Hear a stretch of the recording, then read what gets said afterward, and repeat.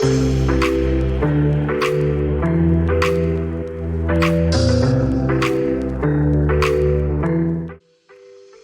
welcome to Real Estate Resource. Thanks for stopping by. Don't forget to like, subscribe, and hit that notification bell. I really hope you enjoy this video. We are continuing on, and I know that this has been now, we're looking at our 5th week of diving into the RPA and all of the amendments, addenda, and other forms, and counteroffers, and everything. Like, we're really digging into this. So we're spending a lot of time with it, and I appreciate you guys hanging in there with me. So today we're going to leave off where we left off start off where we left off last week. So we finished last week looking at the actual contingency period times. I stopped before we got to the contingency of the sale of buyer's property. So that's where we're going to start and probably spend most of today, if not all of it. Remember, if you have questions, type them in the chat. Put up your hand in the and so I can see that, and then we'll get to your questions as soon as I can. Other than that, I'm going to go ahead and share my screen, and we're going to get started. So what you should be seeing right now, as always, is the RPA, and we're going to specifically be looking at paragraph 3L9 right here, which is the sale of the buyer's property. So it's contingent. So by default, it is not contingent, right? It's if they're a regular buyer, you don't check that box. You just write your offer. Everything's good. But if you are writing an offer for a buyer who is also a seller, then there's a form that needs to be provided, and you would check this box off right here that says C.A.R. form COP attached, because it is now contingent on them selling their property to buy this one. And that's what we're going to look at the COP, the contingency for sale of buyer's property. So in this case, because I'm doing it as I'm writing the offer, this is an addendum to the purchase agreement. That's the default, and that's what we're going to leave it as, right? That this is an amendment, addendum to the purchase agreement. If it were somehow part of a counter or other agreement, like say maybe that you had written your offer, it wasn't contingent, and then during the transaction you decided, hey, listen, we're going to make it contingent, or you wanted to try to do that, then maybe you would check off the other and add the addendum here, or the counteroffer if it was a portion of the counteroffer. But in this case, it is an addendum to the purchase agreement.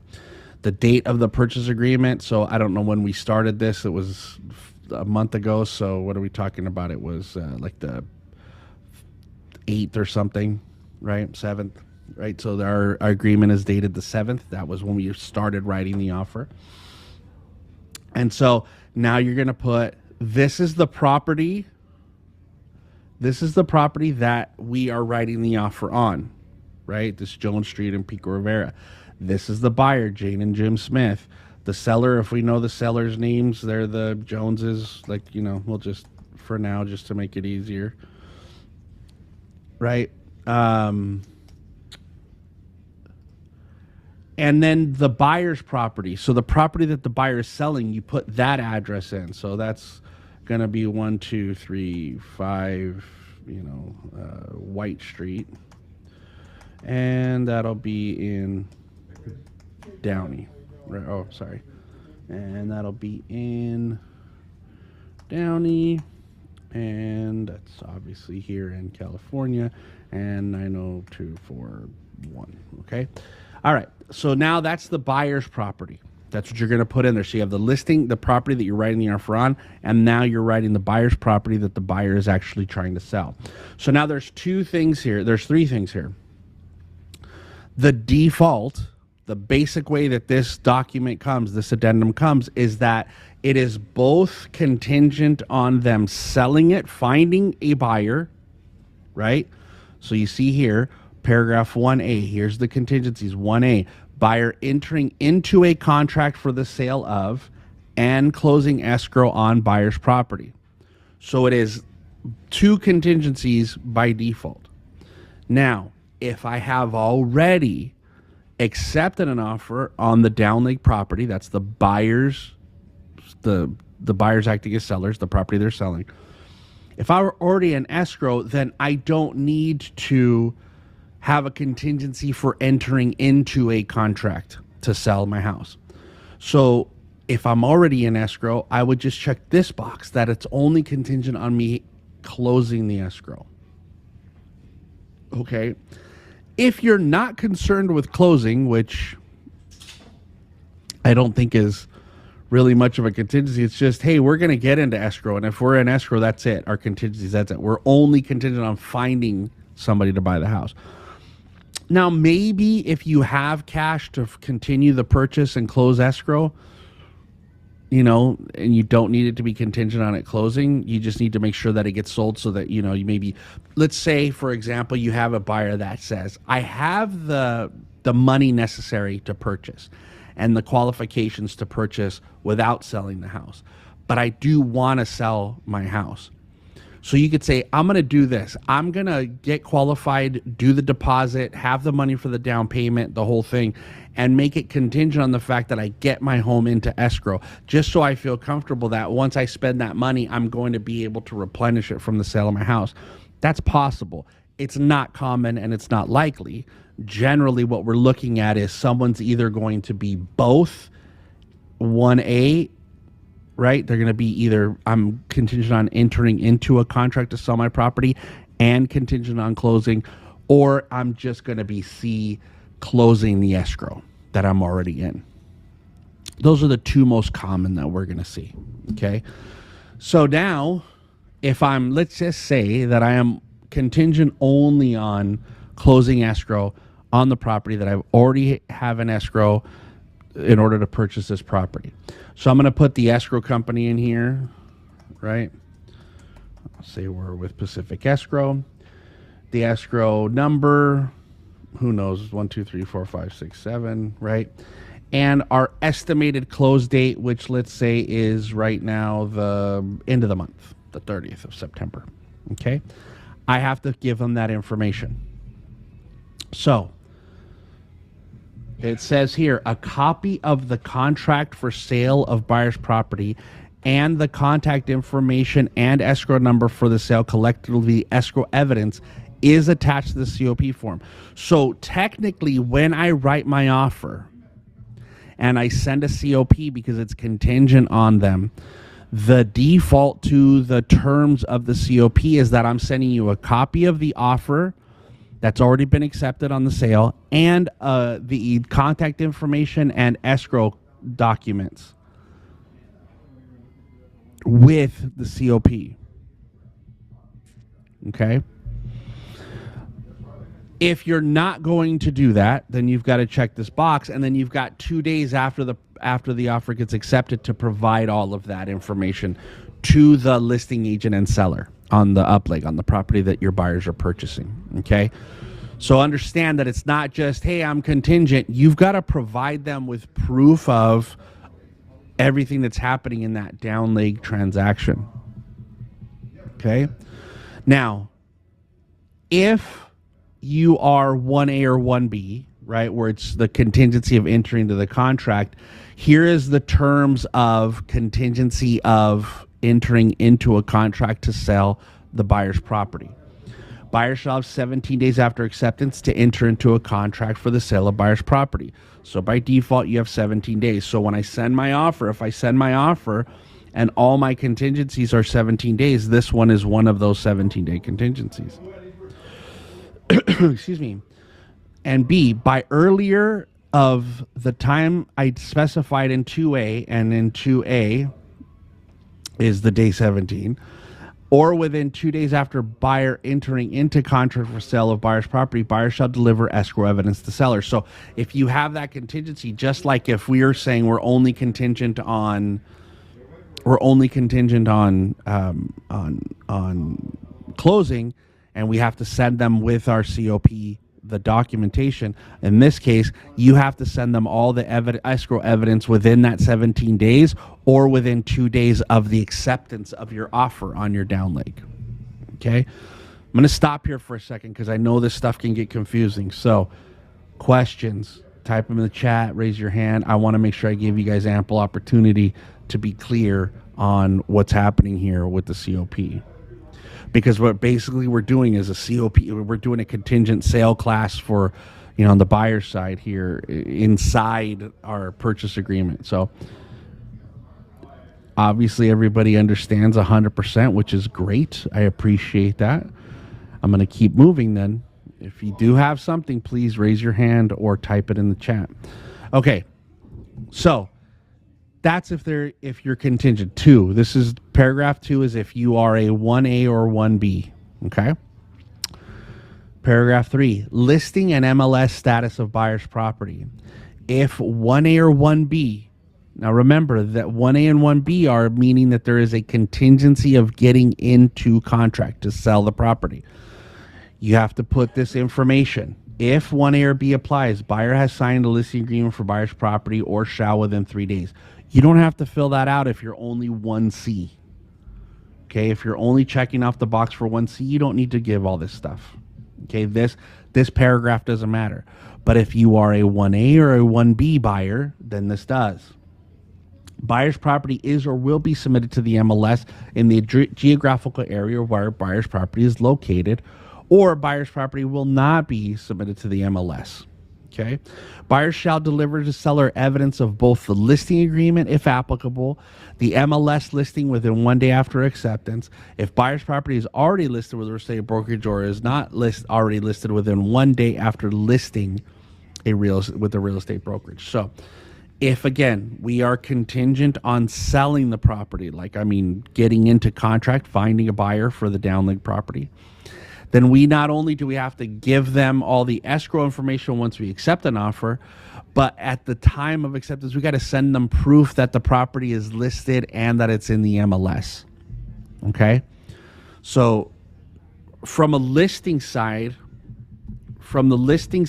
and from the buyer side, it's important to understand what's required, because I think for us, a lot of times as listing agents, is we get the contingency and that's it, right? We get this document, the COP, and we're good with it. We just have this, that's it, it's contingent. We don't pay attention to what other things are required. And from the buyer side, we have to start making sure that we are delivering completely what's required, because if we start dealing with listing agents who do know the rules and you're not doing this, that do understand what's in this document, you're not doing it, it's going to make your job a lot harder working with them. Okay? So this paragraph 3, all this stuff that's here in paragraph 3 is only required if you're a 1A or a 1B. Okay? Now we get to paragraph 4, which is about the close of escrow. Close of escrow of buyer's property. If 1A or 1C, now we've checked off C, so if you're 1A or 1C, buyer has until the following time to close escrow on the sale of buyer's property. The scheduled close of escrow of seller's property, or if checked, no later than 5 days prior to the scheduled close of escrow of seller's property. Once buyer property closes, buyer can no longer use this contingency to cancel the agreement. So if I'm a buyer's agent, what I'm going to do, and let's look at this, is I'm going to leave this as the default. The default says I have to close escrow at least by the scheduled close of escrow on this property that we're purchasing, right? So I sold my house. I wrote an offer, got it accepted on this house. They accepted my contingency of close. So now my contingency says I have to close escrow by, at the latest, the date that we agreed upon for close of escrow on this purchase. Okay. Now, if I were a listing agent and received this and this box wasn't checked, I would then counter to say, I am replacing your COP. I'm going to copy all the other terms that I'm okay with, but I'm going to check this box and say, you've got to close escrow 5 days prior to our close of escrow date if we're going to accept this, because I don't want there to be a contingency in place that says you have all the way up until when I'm supposed to close, you have a contingency. Okay. Once buyer's property closes, now here's the thing, even if the buyer doesn't remove this contingency, let's say that we leave the contingency as the close of escrow on the buyer's property is in effect until our close date on the purchase. And they close 2 weeks early for whatever reason.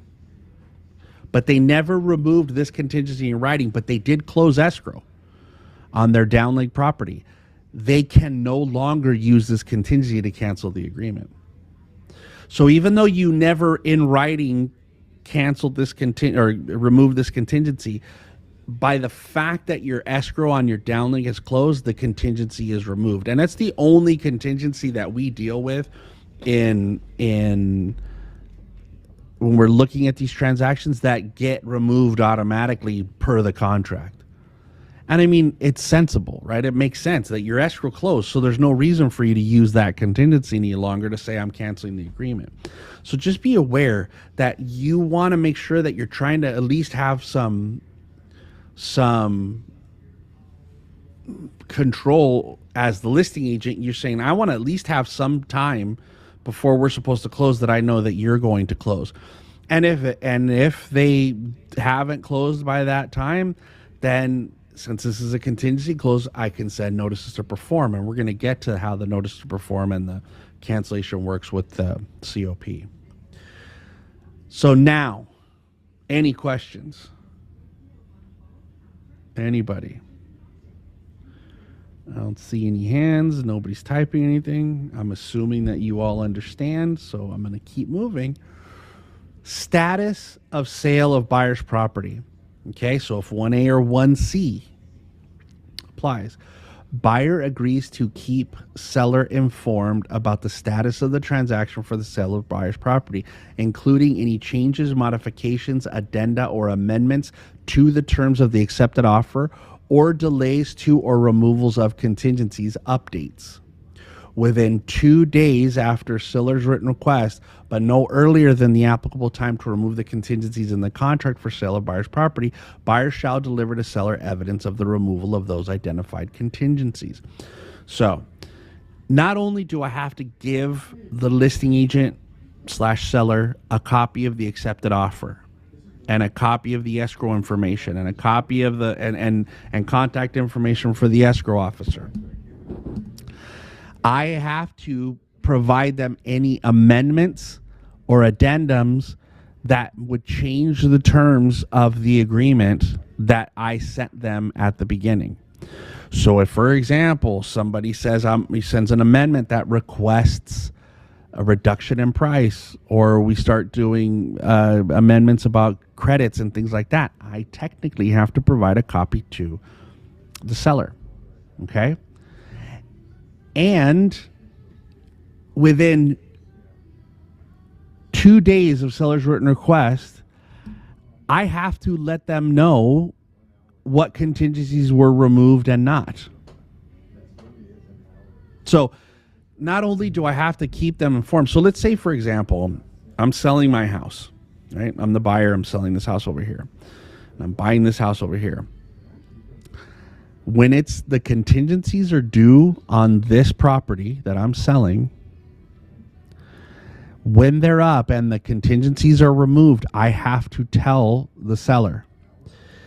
If the contingency period comes and I haven't told the seller that the contingencies are removed or show them proof that the contingencies are removed, the seller can send me a 2-day notice to perform to provide them with the contingency removal. And if we don't, they could have a right to cancel. Okay?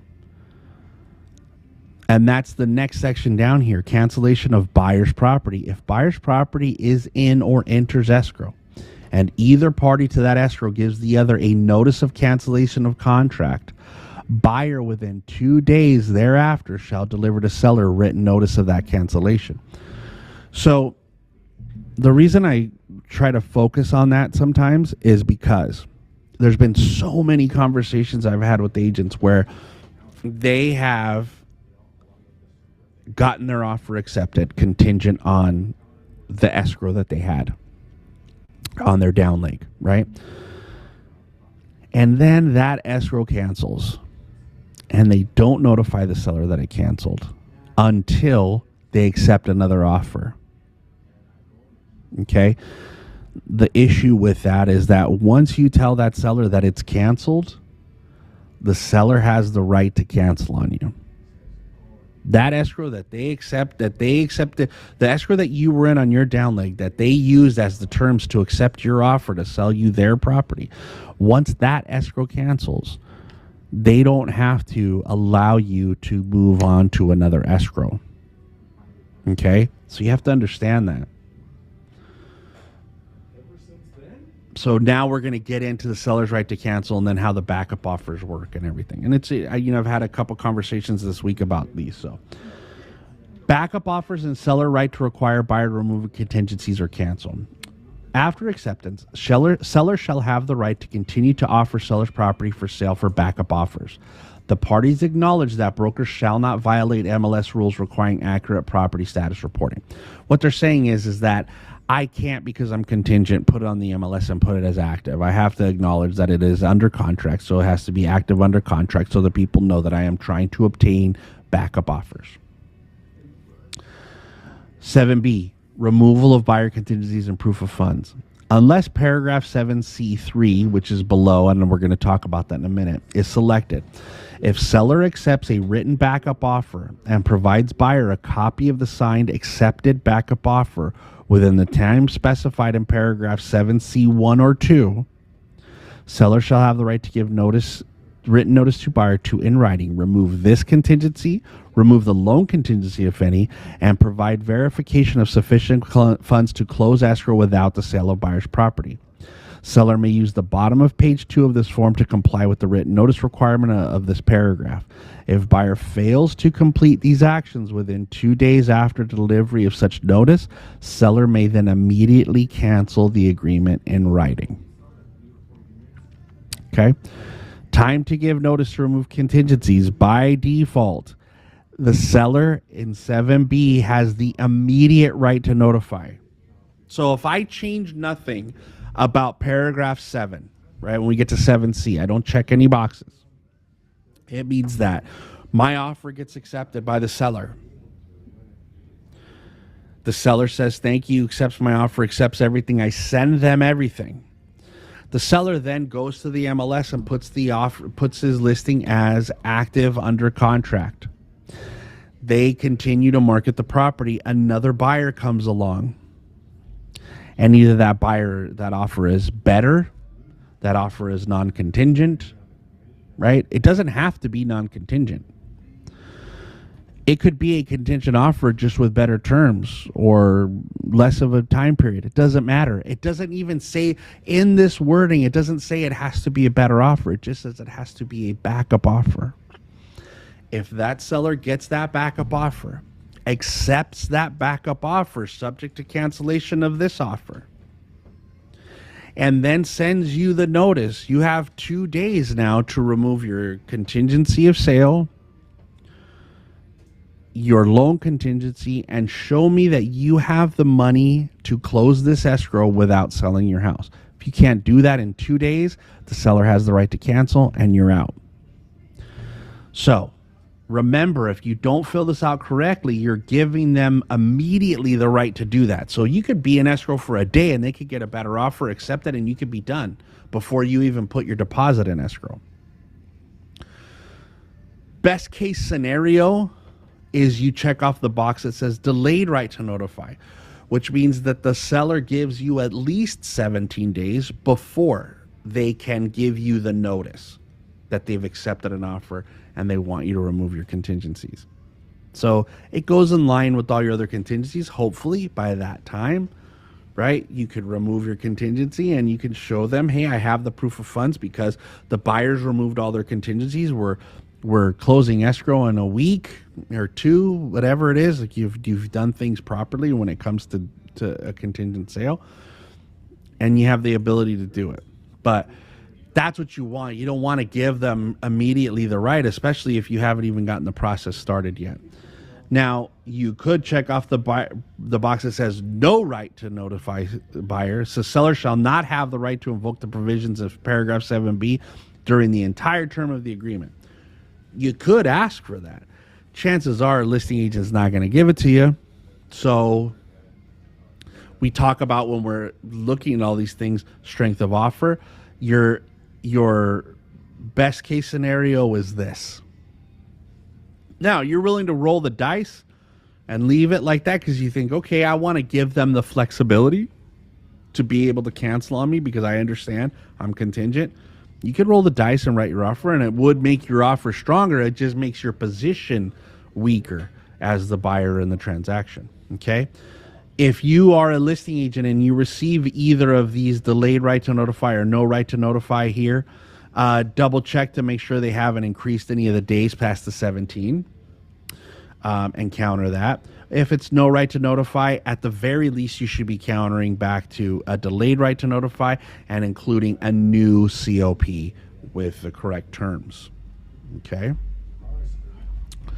Any questions so far? All right. Removal of contingencies. This contingency can only be removed in writing, even if this buyer removes this contingency, unless buyer also performs all actions pursuant to 7B, seller retains the right to cancel under paragraph 9. So what they're saying is this. If they send you, based on this notification that they received a backup offer, remember that it's two things have to happen. I have to remove my loan contingency if I have one. I have to remove my contingency of sale, and I have to show proof of funds.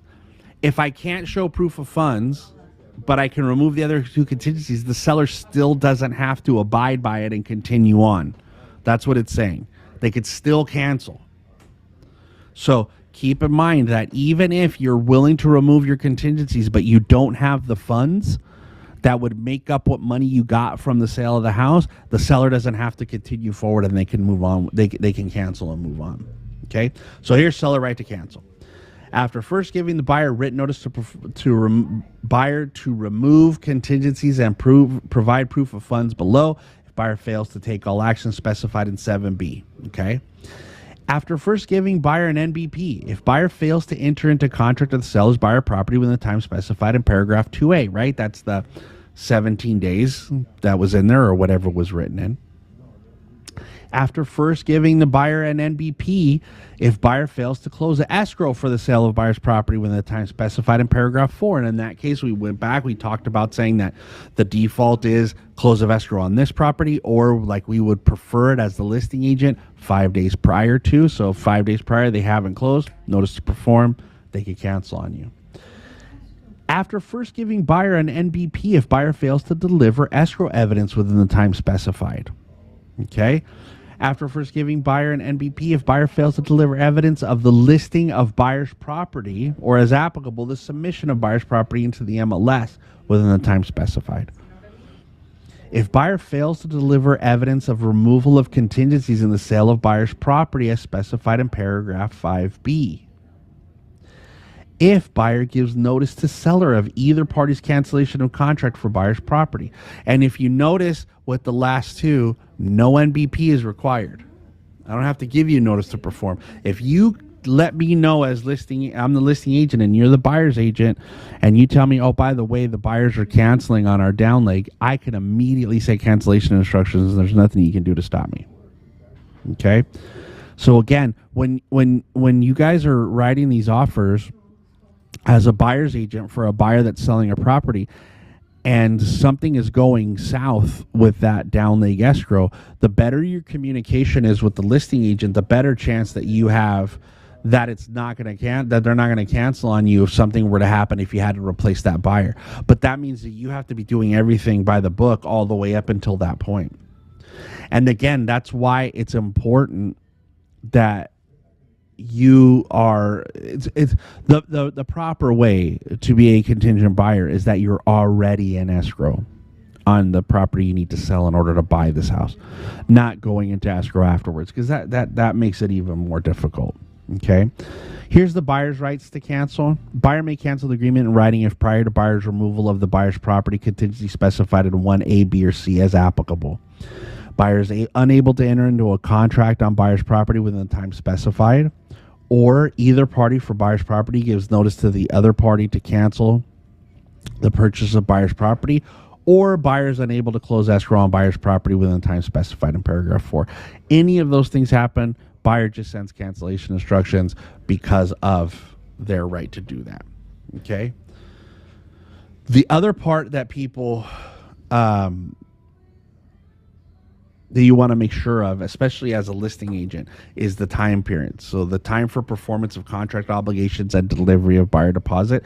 You want to pay attention to that as a listing agent, because if you skim over it and you accept it the way it is, it could cause some issues.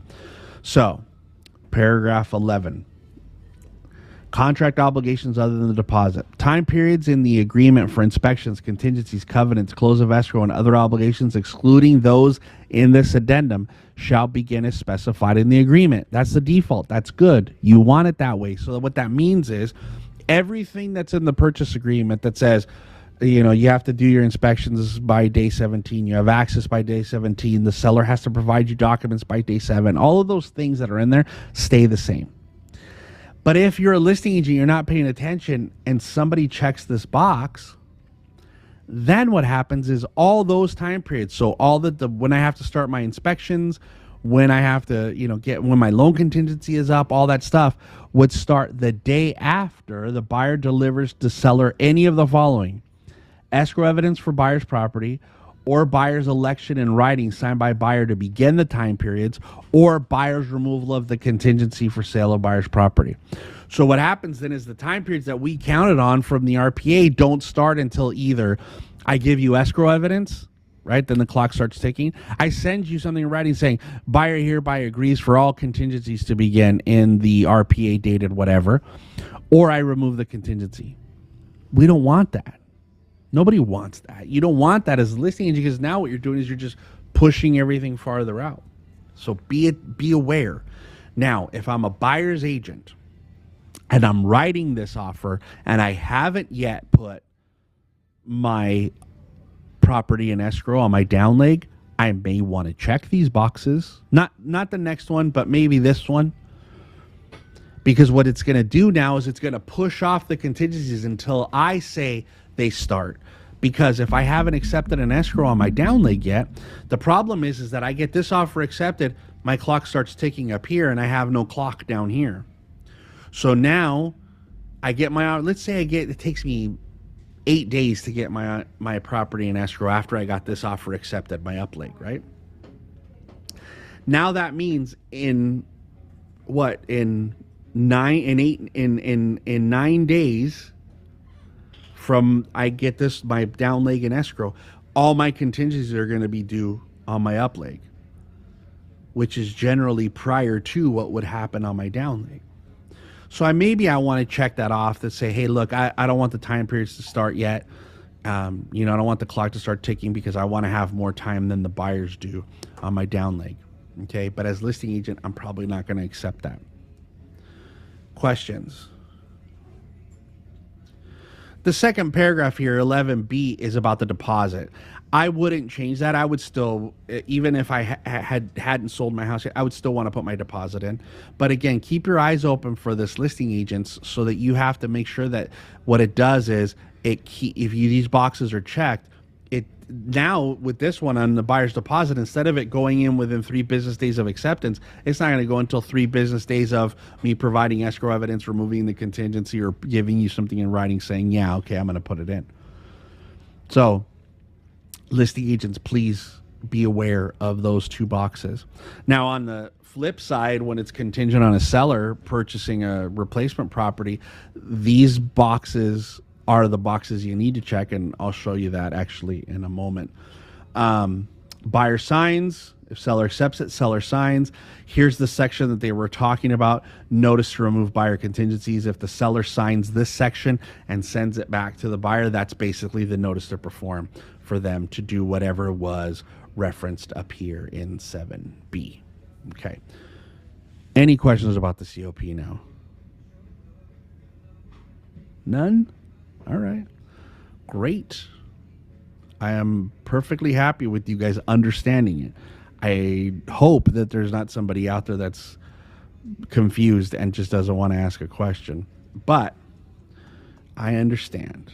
So let's quickly look at the SPRP, because you're generally not going to do that in an offer, but when we're talking about countering and responding to offers that we get as listing agents, when we get to that section of the RPA where it's talking about the COP, that's generally where we're going to make our reference to the seller having to find a replacement property, right? So in this case, right, so I'm the listing agent, right? And I am now responding to an offer from a buyer, and I have to tell them that it is contingent. I'm going to do that in a counter offer. So I'm going to check off the counter offer box. The only time I don't check this off is if it was somehow included in the actual offer written. Okay. So I'm going to check the box for counter offer. And our counter offer was dated, let's say it's, it's dated, where are we? We're in September now. So we are today the 11th. The counter was yesterday or today. Let's say we're writing it. I don't know why it keeps going to August. We're writing an offer today, right? We're writing a counter today. Here's the buyers, the property address. Here's the buyer, the sellers. Okay. So 1A again, by default, finding a replacement property. This agreement is contingent on seller entering into a contract to acquire a replacement property or identifying a suitable property to move to. See, it's finding a replacement property is not, it's not necessarily just purchasing a replacement property. It is finding a replacement property. So you can use this for sellers who are also looking for a rental to move to after they sell. Okay. Seller shall within 17 days after acceptance remove the finding replacement property contingency or cancel his agreement. Seller shall deliver to buyer at time of removal of contingency proof of the replacement property, either a copy of the contract for purchase of replacement property and the contact information escrow number for that purchase, or a signed lease or rental agreement for replacement property, or other written evidence of replacement property. If seller does not remove the finding replacement property contingency in writing within the time, buyer, after first giving notice to seller to perform, may cancel the agreement in writing. Okay, so that's the default is I'm contingent on just finding someplace to go. Okay. Or I could say I've already found a place to go. And then I would check this box, say who the escrow holder is. Let's say we're Pacific again, and the escrow number, blah, blah, blah, blah, blah, blah, blah. Okay? I could now say I'm not contingent. I don't need the 17 days to find a replacement property. I've already bought something. Now what I need is this contingency.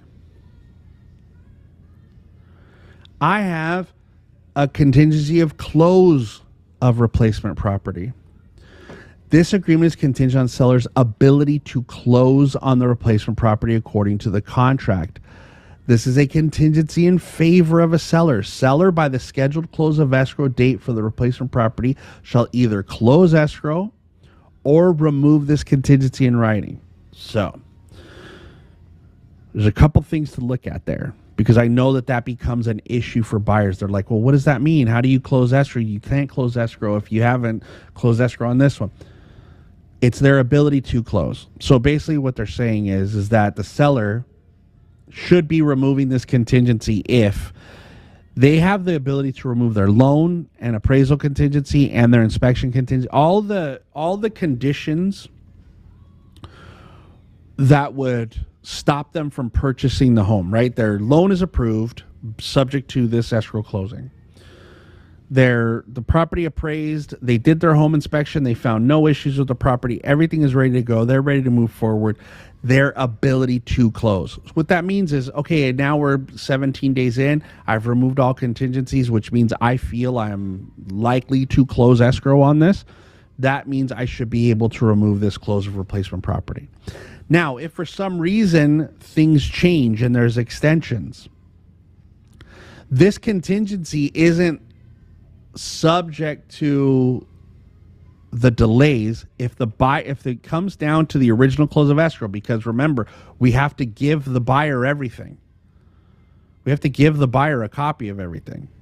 Just like when we're the buyer and we go to the seller and we have to give them a copy of our purchase agreement, the seller has to do the same thing for us. They have to give us the proof of that.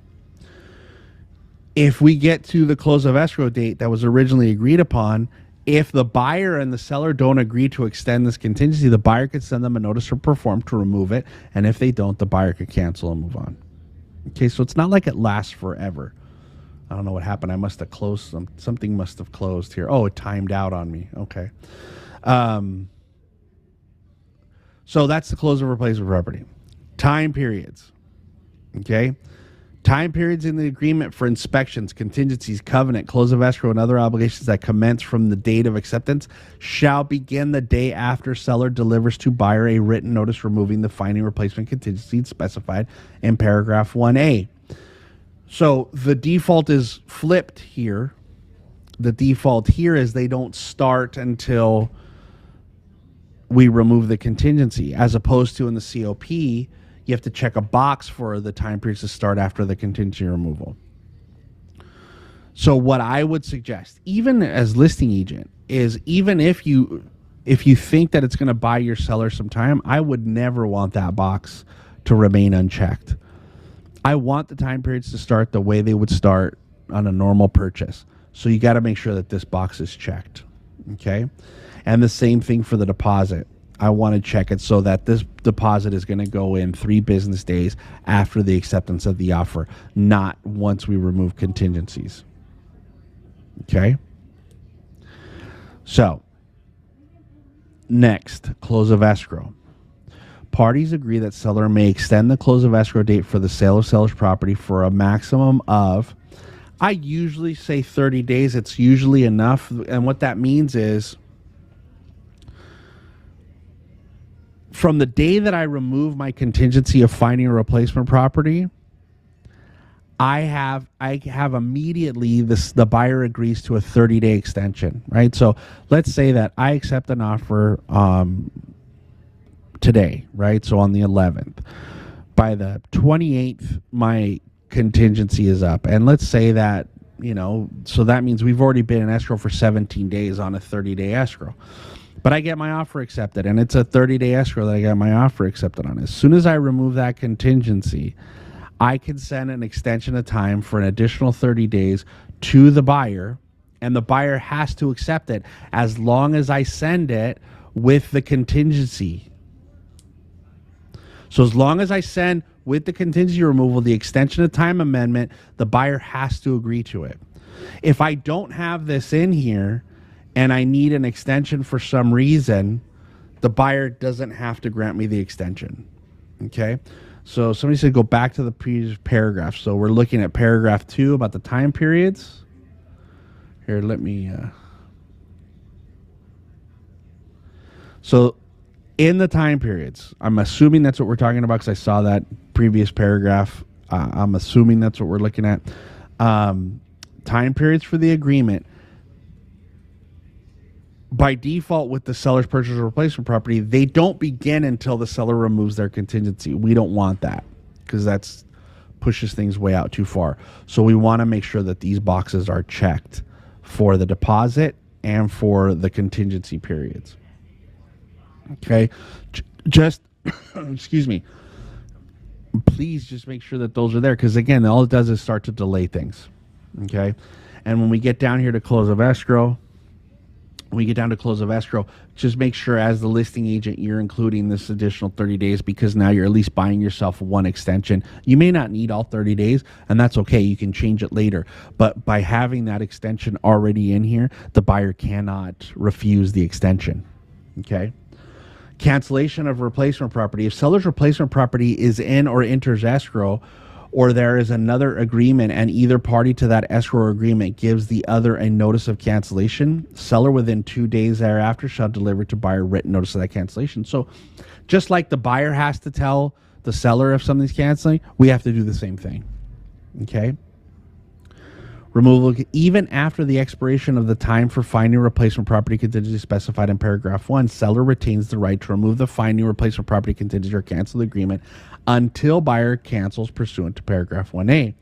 Once buyer receives seller's written removal of finding replacement property contingency, buyer may not cancel pursuant to 1A any longer. So what they're saying is, and it's the same way that contingencies work for buyers, they work for sellers. See, I can send you, if you don't get to day 17, if you don't give me all this stuff, proof of the agreement, then I can send you a notice to perform and I can cancel. Once the seller removes that, I can't now use 1A as a reason why, as buyer, I'm canceling. Okay, that's all. It's just same thing as all the buyer's contingencies. Okay, buyer right to cancel. Here's the cancels now. Buyer may cancel the agreement in writing as follows. After first giving seller an NSP, if seller fails to remove the finding replacement property contingency, just like we talked about. After giving the seller NSP, if seller fails to give proof of replacement as specified in 1A. Right? So not only do I remove the contingency, but I have to show proof that I have a place. If paragraph 1C is checked, after first giving seller NSP, if seller fails to remove the closing of replacement property contingency. If seller gives notice to buyer of either party's cancellation of the agreement for replacement property, again, no notice to perform is required there. Note, if seller is unable to meet the obligations for other timeframes in the agreement, such as close of escrow, buyer may cancel as permitted in the agreement, even if the contingency is not removed. Okay, so if they can't close escrow, you can still cancel. Seller's right to cancel. Seller may cancel this agreement in writing as follows. If prior to seller's removal of the finding replacement property contingency, seller is unable to enter into a contract to acquire replacement property. If paragraph 1C is checked, seller is unable to close escrow on replacement property according to that contract. C, buyer costs. If seller cancels pursuant to paragraph 6A or B, seller shall return the deposit, and if checked, after delivering receipts to escrow holder, buyer shall be entitled to buyer's reasonable out-of-pocket expenses for inspection reports and appraisal fees under the agreement, which, if this box is checked, total amount shall be no more than blank. So this is newer that was added. I think might have been added in the last update. It may have been in the December update. No, it was this update it was actually in June of last year. So it's been a year. It's been there. So they added the box that says, if checked and I deliver receipts, seller agrees to pay me for my appraisal and any inspection reports I paid for. Okay. If this box is checked, you can limit the amount that the seller would be agreed to pay to, like, let's say $1,000, $500. Okay.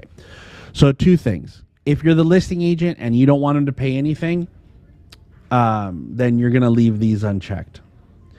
If you're the buyer's agent and you receive an SPRP that doesn't have this section checked, you have two choices. Agree to it and know that you're just going to get your deposit back and nothing else, or counter on a buyer's counter and include a new SPRP with the terms that you would accept. Right? I want everything paid, or I'll take $500 if you guys cancel, whatever it is. If you're a seller and you want to say to them, hey, listen, I get it. I get it. You have expenses.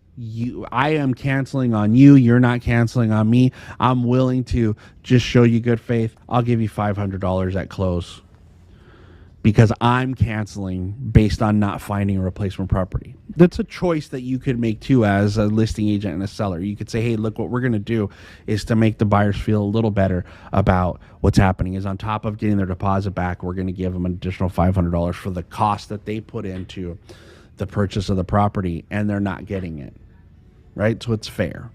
That's up to you, though.